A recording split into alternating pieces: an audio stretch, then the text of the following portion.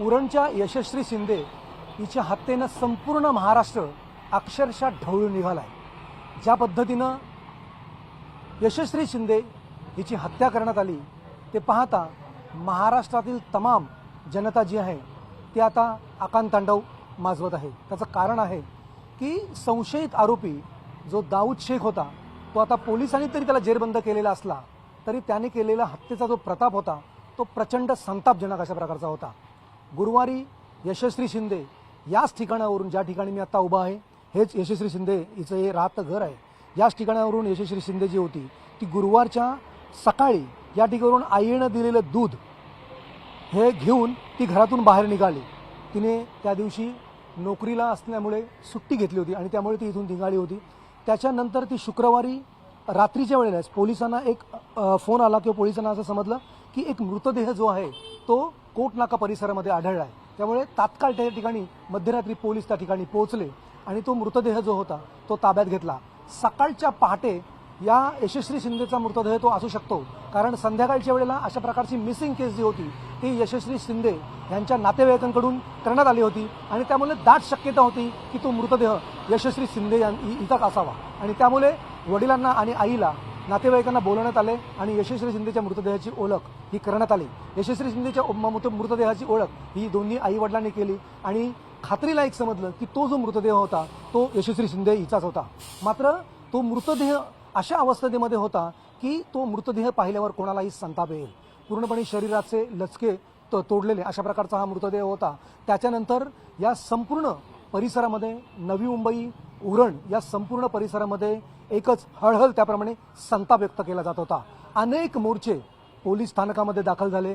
शेकडोंच्या संख्येने नागरिक या ठिकाणी संताप व्यक्त करण्यासाठी पोलिसांकडे गेले, कारण उघडकीस आला होता एक जबरदस्त असा प्रकारचा हत्याकांड आणि हत्याकांड करणारा जो आरोपी होता तो संशयित आरोपी आता हळूहळू पोलीस आणि इतर नागरिकांच्या नजरेमध्ये येत होता, कारण दाऊद शेख हाच या मुलीचा हत्या करणारा संशयित आरोपी असू शकतो अशा प्रकारचा दाट जी होती ती शक्यता वर्तवली गेली। आणि त्याच्यानंतर आपण बघितलात जवळपास 3 दिवसांच्या घटनेनंतर दाऊद शेख या नराधमाला आज पहाटेच्या सुमारामध्ये नवी मुंबईच्या पोलीस क्राईम ब्रांचने या ठिकाणी अटक केलेली आहे, त्याला ताब्यात घेतलेला आहे आणि त्यामुळे आता एकंदरीत हा जो हत्याकांड आहे हा हत्याकांड आता एकंदरीत हा उघडकीस आलाय आणि नवी मुंबई आणि त्याप्रमाणे उरणच्या परिसरामध्ये नागरिकांची एकच आता मागणी होते की या नराधमाला कुठेतरी फास्ट ट्रॅक कोर्टामध्ये हा खटला दाखल करून लवकरात लवकर फाशीची शिक्षा, त्याहीपेक्षा जर घातक शिक्षा देता आली तर ती शिक्षा देण्याची आता मागणी या ठिकाणी होते। अनेक जे राजकीय नेते होते ते या यशस्वी शिंदे यांच्या कुटुंबियांची सांत्वनपर भेट घेण्यासाठी आले। आपण बघितलं जवळपास 2 दिवसापासून लगातार या नवी मुंबई परिसरामध्ये, या उरणच्या परिसरामध्ये अनेक राजकीय नेते या ठिकाणी आले। पोलिसांबरोबर त्यांनी चर्चा केली, पोलिसांशी त्यांनी संवाद साधला आणि प्रत्येकाने सांगितलं की आरोपीला अटक करा आणि तसं मी सांगितलं त्याप्रमाणे पोलिसांनी आज सकाळीच पहाटेच्या सुमारामध्ये जो नराधम आरोपी, संशयित जो आरोपी होता दाऊद शेख याला अटक केलेली आहे आणि त्यामुळे आता एकंदरीत अटक झाल्याच्या नंतर पुढील काय दिशा असेल अशा प्रकारची जी आहे ती चर्चा आता नवी मुंबई आणि उरण परिसरामध्ये आहे। त्यामुळे अनेक राजकीय नेते, सामाजिक संस्थेचे कार्यकर्ते आहेत या ठिकाणी येतात, पोलिसांबरोबर संवाद साधतात, पोलिसांना काही सांगतात आणि एक इच्छा व्यक्त करतात की या नराधमाला फास्ट ट्रॅक कोर्टामध्ये लवकरात लवकर ही केस जाऊन शिक्षा व्हावी। आपल्यासोबत असेच काही सामाजिक कार्यकर्ते, राजकीय नेते आहेत। पनवेलचे विरोधी पक्षनेते प्रीतम म्हात्रे आपल्यासोबत जोडलेले आहेत। ते लगातार या ठिकाणी 2 ते 3 दिवस ठाण मांडून बसलेले आहेत। म्हणजे आपण बघत असाल सामाजिक संस्थेच्या माध्यमातून ते कुटुंबियांची मदत असो वा पोलिसांना असणारे सहकार्य असो वा इतर काही गोष्टींमध्ये सहकार्य असो ते नेहमी या ठिकाणी करतात। त्यामुळे 2 दिवसांपासून पोलिसांचे संपर्क, त्याचप्रमाणे कुटुंबियांचे संपर्क त्यांचा लगातार सुरू आहे। ते आपल्यासोबत आहेत। घटनाक्रम अत्यंत भयानक आहे, प्रचंड संतापाची लाट या ठिकाणी उसळलेली आहे। लोकांच्या जनभावना काय आहेत आता? नमस्कार। सर्वप्रथम मी सांगू इच्छितो की पोलिसांना मनापासून धन्यवाद देतो की आम्ही जो अल्टिमेटम दिला होता यशस्वी शिंदेच्या कुटुंबासहित आणि सगळे नागरिक, सर्व राजकीय असतील या सगळेजण असतील, की 48 आवर्समध्ये तुम्ही काहीतरी याचा सोक्षमोक्ष लावा। त्याप्रमाणे काल रात्रीच मला वाटतं 9:30-10 वाजता त्या नराधमाला त्यांनी अटक केलेलं आहे आणि येत्या काही दिवसात जर तो निर्णय झाला तर आम्हा सर्व मंडळींची एकच मागणी आहे की त्याला नुसती फाशी नाही तर भर चौकात सर्व नागरिकांच्या समोर त्याला फाशी द्यावी। जेणेकरून हा धसका इतरही जे पुढे करणारे नराधम असतील किंवा अशा या घटना होऊ नये हा स्ट्रॉंगली मेसेज आपल्या महाराष्ट्रात गेला पाहिजे अशी आमची सर्वांची भावना आहे. एकंदरीत आपण बघितलं तर ह्या उरण परिसराला शहराचं स्वरूप आत्ता कुठं लागू झालंय, अटल सेतू असेल किंवा आणखी काही जे काही मोठमोठे प्रकल्प येतात. मात्र पूर्वी जर आपण बघितलं तर हे जवळपास ग्रामीण विभाग आणि आतापर्यंतच्या इतिहासामध्ये इतकी भयानक घटना या परिसरामध्ये इथल्या शांत परिसरामधल्या इथल्या संयमी माणसांमध्ये नागरिकांमध्ये कधीच घडली नव्हती. ही पहिल्यांदा अशा प्रकारची घटना घडली. मी एकच सांगतो की 2 दिवसापूर्वी देखील मी सांगितलं की इथे जी घटना घडते आता जसं उरण रेल्वे स्टेशन आहे नव्याने चालू झालेलं, खारकोपर आहे, बामणडोंगरी आहे, या रेल्वे स्टेशनमधून बाहेरून म्हणजे मानखुर्द इकडनं हे मंडळी येतात आणि चरस गांजा विकत असतात आणि चरस गांजा हा या मुळाचं हे मेन कारण आहे. हे जर आपण बंद केलं तर या घटना मला वाटतं 80% बंद होतील आणि हे इथे येऊन विकतात आणि लगेच ट्रेनमध्ये पुन्हा त्यांच्या परतावी होतात. त्यामुळे ते चोर कधी मिळणारच नाही. कारण पोलीस बांधवांना पण आम्ही विचारलं तर रेल्वे स्टेशनच्या भागात म्हणजे त्या परिसरात त्यांना जायला परवानगी नाही किंवा तिथे ते जाऊ शकत नाही. म्हणजे ह्या ज्या अशा हे आहेत याचं सांगड कुठेतरी आपण घालणं गरजेचं असं मला वाटतं. आणि चरस गांजा मी पनवेलमध्ये नवीन पनवेलला इस्त्रीवाल्याचा चरस गांजा इस्त्रीवाल्याच्या इथे आम्हाला पिशवी सापडून आम्ही उडवलं होतं. आम्ही कोणी बघितलं नाही. भातांडला असणारे अमेठी कॉलेज, पनवेलमध्ये असणारे कॉलेज, खारघरमध्ये किंवा नव्यानं झालेलं उल्वे नोड किंवा उरण शहरामध्ये देखील हे जे उरण पनवेलमध्ये आहे हे सर्वप्रथम नेस्तनाभूत केलं पाहिजे. त्यासाठी कोणी सांगते पोलिसांचा त्यांना सहकार्य आहे, आम्ही सांगतो कुणाचं सहकार्य नाही मानलं, परंतु सगळ्यांनी मिळून हे चरस गांजाचा जो प्रकार आहे हा नेस्तनाभूत करणं फार गरजेचं असं मला वाटतं. एक महत्वाचं यामधून विधान येते की ज्या पद्धतीनं आता अप्पर पोलीस आयुक्त दीपक साकोरे यांनी ज्याप्रमाणे सांगितलं होतं की मुलीची ओळख होती त्या नराधमांबरोबर जो संशयित आरोपी मिळालेला आहे, तुम्हाला असं वाटत नाहीये की अशा पद्धतीमध्ये काही जे नराधम येतात त्यांचं स्पेशल एम असतं की एखाद्या मुलीला आपल्या प्रेमामध्ये ओढणं आणि त्याच्यानंतर अशा प्रकारचे कांड घडणे. त्यामुळे आपणही कुठेतरी या बाबतीमध्ये सावधची भूमिका घेतली पाहिजे. मुलींच्या बाबतीमध्ये मुलींनी अशा प्रकारची सावध भूमिका घेतली असं तुम्हाला वाटतं? नक्कीच. परवा तुम्ही बघाल की या घटनेमध्ये बऱ्याचशा महिलांची प्रतिक्रिया आली. त्याच्यात एकच सांगितलं की आजकाल बघा पुस्तक वाचन कमी झालंय आणि मोबाईल असतात प्रत्येकाकडे, त्यामुळे आई वडिलांशी पण संपर्क मुलामुलींचा तुटलाय. मग आपण अशावेळी मुलगी किंवा मुलगा जर जास्त वेळ मोबाईलमध्ये किंवा रात्री आपण जेव्हा घरात झोपतो 12 नंतर किंवा 11 नंतर त्यावेळी जर मुलं मुली आपली जागे असतील तर नक्कीच आपण त्यांना सावध केलं पाहिजे.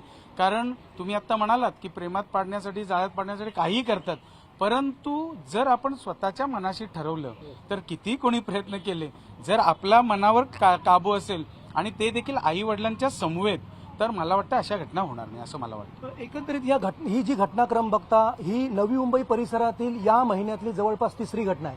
म्हणजे म्हात्रेंचं अक्षता म्हात्रेंचं प्रकरण बघा, हे प्रकरण बघा, आता नाव्यामध्ये पण हा प्रकरण आहे. कुठेतरी प्रबोधनाची गरज आहे तुम्हाला असं वाटतं? पोलिसांनी थोडंसं जास्त स्ट्रॉंगली होण्याची गरज आहे. राजकीय हस्तक्षेप होतो या संदर्भामध्ये सगळं नाही. राजकीय हस्तक्षेप होत असेल तर त्याला बाजूला काढलं पाहिजे. पहिली गोष्ट इथे राजकीय विषय नाही, इथे सर्व पक्षीय सर्व समाजसेवक किंवा सगळी मंडळं किंवा महिलांचा ओढा तुम्ही बघाल की त्या कुटुंबाला ते ओळखत सुद्धा नाही तरी सुद्धा येतात. मुंबईवरून आत्ता आलेत.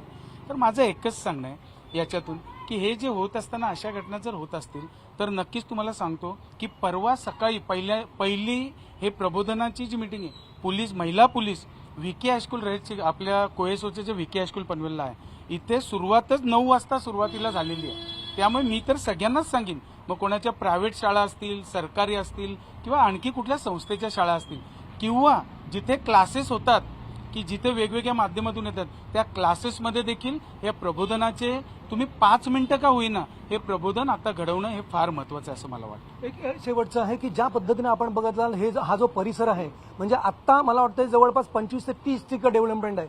पुढच्या 2-5 वर्षामध्ये प्रचंड मोठी डेव्हलपमेंट म्हणजे मुंबईमध्ये जी कोणी रहिवासी राहणार असेल त्यांना जागा उरणार नाही. सगळी नवी मुंबई आणि रायगडमध्ये येणार आहेत. तर पुढच्या 5 वर्षासाठी उरण रायगड हा परिसर तुम्ही कसा पाहता? नक्कीच की हे होत असताना आता आपण बघतो की नवीन आंतरराष्ट्रीय विमानतळ येते स्वर्गीय दिबा पाटील साहेबांच्या नावाने येते आणि हे होत असताना जर आपण मुंबईचं एअरपोर्ट बघितलं तर बाजूला मानखुर्द हे कसं तयार झालं तुम्ही बघा. त्या पद्धतीनंच जर नवी मुंबई आंतरराष्ट्रीय विमानतळ इथे येत असेल तर आजूबाजूला प्रत्येकाने जर आपल्या इथे कोणी राहायला येत असेल, माझ्या इथे कोणी येत असेल, तर त्याचे पूर्ण पेपर, त्याचा आधार कार्ड, पॅन कार्ड कुठून आलंय, व्यवस्थित अग्रीमेंट त्याचं केलं की नाही, हे पाहणं फार गरजेचं आहे. नाहीतर मग पुन्हा इथे आजूबाजूला जागा आहेत, किती झोपड्या म्हणण्यापेक्षा किती कोणी आधारासाठी घर बांधतंय. काही चांगल्यासाठी बांधतात, काही स्वतःच्या स्वार्थासाठी किंवा हे असे जे फायदे उठवतात त्याच्यासाठी असू शकतं. तर पोलीस यंत्रणेला देखील माझी हात जोडून विनंती आहे किंवा ज्या ज्या ग्रामपंचायती असतील, ज्या ज्या नगरपंचायती, महापालिका असतील, त्यांच्या अधिकाऱ्यांना विनंती आहे की अशा पद्धतीनं कोणी राहायला आलं असेल, एन्क्रोचमेंट करत असेल, तर तुम्ही त्यांची कागदपत्र ही नीट तपासली गेली पाहिजे. हे महत्वाचं त्याच्यातलं एक घटक असणार. एक अगदी शेवटचा, कुटुंबियांची तुम्ही आता भेट घेतलेली आहेत, कुटुंबीय समाधानी आहेत या संपूर्ण कारवाईवर? पण मला वाटतं की ज्या पद्धतीने आता पोलीस यंत्रणेनं सांगितल्याप्रमाणे 48 तासात जर त्या नराधमाला पकडून आणलंय, तर उद्याच्या दिवसात त्याच्यावर काय कारवाई होते. आणि कुटुंबाची देखील एकच मागणी आहे जी आम्हाला समजते की भर चौकात त्याला फाशी देणं, आणि ही सर्वांची आमची एकच मागणी आहे. कारण आम्ही याच्याशी सहमत होत की बाबा आता पकडलं, पोलीस यंत्रणेने चांगलं काम केलं, त्याला बॉर्डरवरनं पकडून आणलं, तर आता त्याचा जो पुढचा विषय, त्याला कुठलीही सजा नाही, नाहीतर जन्मठेप होईल, 13 वर्ष होईल, 12 वर्ष मग तो सुटेल, हे नाही. हे तुम्ही भर चौकात त्याला फाशी देणं हा एकमेव पर्याय त्यासाठी. त्यामुळेच समाजात चांगला मेसेज जाईल असं मला वाटतं. तर आपण बघितलं, भर चौकामध्ये अशा प्रकारचं फाशी देणं ही संपूर्ण या समाजातल्या लोकांची जी आहे ती मागणी आहे. मात्र हा घटनाक्रम अतिशय थरारक आणि अतिशय धक्कादायक अशा प्रकारचा होता. गुरुवारपासून आज जवळपास मंगळवार आलेला आहे आणि जवळपास 6 दिवस उलटून गेलेले आहेत. नराधम जो संशयित आरोपी आहे, जो दाऊद शेख जो आहे, तो आता सापडलेला जरी असला तरी त्याच्यावर आता पुढची कारवाई काय होतंय हे पाहणं महत्त्वाचं असेल. मात्र ज्या पद्धतीनं हा घटनाक्रम बघितला तर तुम्ही नवी मुंबई, रायगड, मुंबई, महाराष्ट्र संपूर्ण हादरून गेलेला आहे आणि त्यामुळे वारंवार अशा घटना होऊ शकतात. त्यामुळे पोलिसांनी कडक कायदे करणे, पोलिसांनी कडक पावले उचलणे, प्रशासन, शासन यांनी संपूर्णपणे या कायद्याची अंमलबजावणी करणं. जसं आता आपण बघितलं, शर्मिला ठाकरे यांनी स्वतः मागणी केलेली आहे की शक्ती कायद्यामध्ये एक स्ट्रॉंगपणा आणला पाहिजे, तो लवकरात लवकर इन्फ्लुएन्स केला पाहिजे. ज्या पद्धतीनं हे शक्ती कायदा आहे त्या शक्ती कायद्याची अंमलबजावणी जर कठोरपणे केली तर या संपूर्ण होणाऱ्या घटनांना पायबंद लागू शकेल.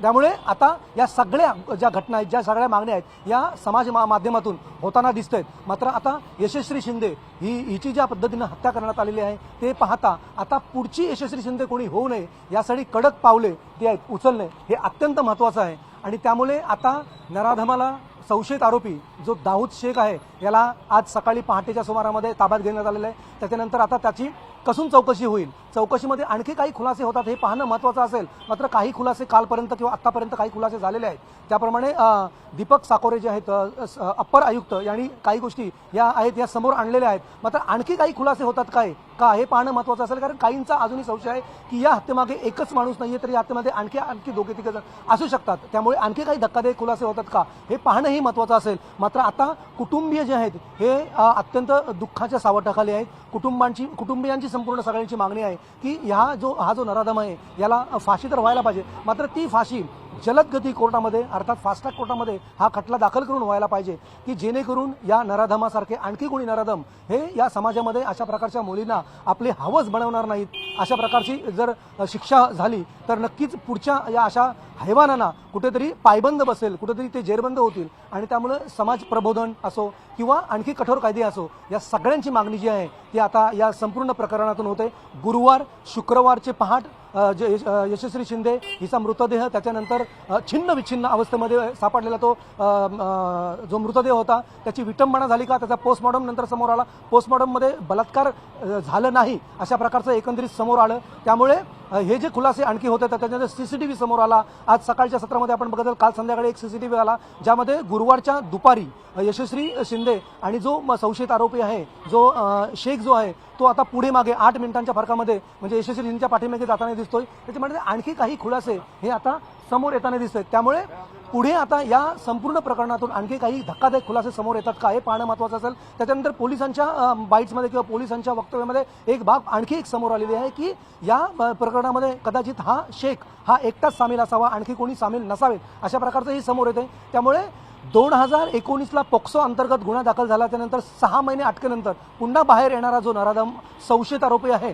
दाऊद शेख याने पुन्हा एकदा या मुलीबरोबर अंगलट करण्याचा प्रयत्न केला, तिची जवळीक करण्याचा प्रयत्न केला आणि त्याच रागातून ही हत्या झाली असेल असं म्हटलं जातंय. त्याच्यानंतर काहींच्या तर्कवितर्कामध्ये किंवा माहिती अशी समोर येते की त्या नराधमाला संशय होता की ही आणखी कोणाशी काही करते का, आणि त्यातून जर माझ्याबरोबर तू लग्न करू शकणार नसेल तर मी कोणाबरोबरही करू देणार नाही, असाही एक अँगल या संपूर्ण प्रकारातून समोर येताना दिसतोय. मात्र हे सगळे चौकशीचे बाबी आहेत, चौकशीच्या गोष्टी आहेत. त्यामुळे पोलिसांच्या चौकशीमध्ये, पोलिसांच्या तपासामध्ये आणखी काही खुलासे समोर येतात का हे पाहणं जरी महत्त्वाचं असले तरी यशस्वी शिंदे या 22 वर्षीय तरुणीची आता निर्घृणपणे हत्या करणारा जो नराधम आहे तो आता पोलिसांच्या ताब्यात आहे. त्याला कदाचित उद्या कोर्टामध्ये हजर केले जाईल, त्याच्यानंतर पोलीस कस्टडी मागली जाईल आणि आणखी चौकशी, आणखी तपास या संदर्भामध्ये केला जाईल. त्यामुळे या चौकशीमध्ये आता प्रथम दर्शनी तरी इतकं समोर आलेलं आहे की या नराधमाने एकट्यानेच हा खून केला असावा, या संपूर्ण या मैत्रीच्या संबंधातून हा खून केलेला असावा,